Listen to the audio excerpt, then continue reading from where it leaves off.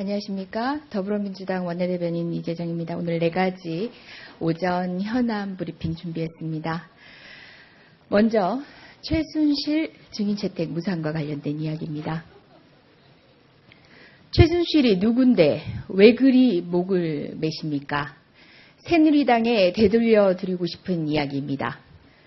국정감사 과정에서 미르 K스포츠재단과 관련한 의혹들이 산더미처럼 커져가고 그 내용들 하나하나가 속속들이 사실로 밝혀지고 있습니다. 권력 비선 실체에 의한 국정농단의 사태가 이렇게 커질 것이라고는 아무도 생각지 못했습니다. 그 비리의 실체가 국민의 상식과 예상을 넘어서기 때문입니다. 국감 과정에서 여러 증거들이 책임자를 드러내는 와중에도 정작 당사자들은 어떤 말도 하고 있지 않습니다. 새누리당의 철갑비호로 최순실, 차은택 등에 대한 국정감사 증인 채택마저 무산되었습니다. 그런 상황에서 새누리당은 최순실이 누군데 그리 목을 매느냐며 야당이 정치 공세를 하고 있다는 주장을 펼치고 있습니다. 적반하장입니다. 최순실이 누구인지에 대하여 답하여야 될 것은 새누리당입니다. 최순실의 국감 증인 채택을 그토록 집요하게 방해하면서 국회의 권위를 대놓고 무시한 새누리당이야말로 최순실이 도대체 누구이기에 대한민국 굴지의 기업들을 강제로 동원하여 거금을 모을 수 있었는지 가장 잘 알고 있을 것입니다. 밝히십시오. 비호 세력의 실체와 비호의 이유를 밝히십시오. 박근혜 정권 들어선 이후에 비선 실세에 의한 국정관여 의혹이 제기된 것은 하루 이틀 일이 아닙니다. 하지만 이번엔 예사롭지 않습니다. 국정 시스템을 허물고 경제 주체를 위협하는 것도 모자라 기회와 경쟁이 공정해야 될 교육 일선과 체육계까지 뒤흔들고 있습니다. 최순실 게이트 의혹의 진실을 밝히는 것은 정쟁이 아닙니다. 국가 경제와 국가 시스템, 교육, 문화 등 전국민적 삶과 관련된 문제입니다. 비선실세 농단이 전방위적으로 이루어진 상황에서 이는 민생에 대한 심각한 위협입니다. 그 진실을 밝혀 바로잡는 것이야말로 국민의 삶, 민생을 위한 또 하나의 노력입니다. 우병우 민정수석 운영위 국감 출석과 관련된 이야기입니다. 관례는 핑계입니다. 스스로 깬 관례는 더 이상 이유가 될 수 없습니다. 청와대가 운영위 국감에 우병우 민정수석을 출석시키지 않겠다는 입장을 거듭 밝혔습니다. 민정수석은 증인 출석하지 않는 것이 관례라는 이유입니다. 그러나 관례는 더 이상 이유가 될 수 없습니다. 이미 청와대가 스스로 깬 관례이기 때문입니다. 청와대는 지난해 정윤회 문건 파문 당시 김영환 민정수석의 국회 출석을 받아들였습니다.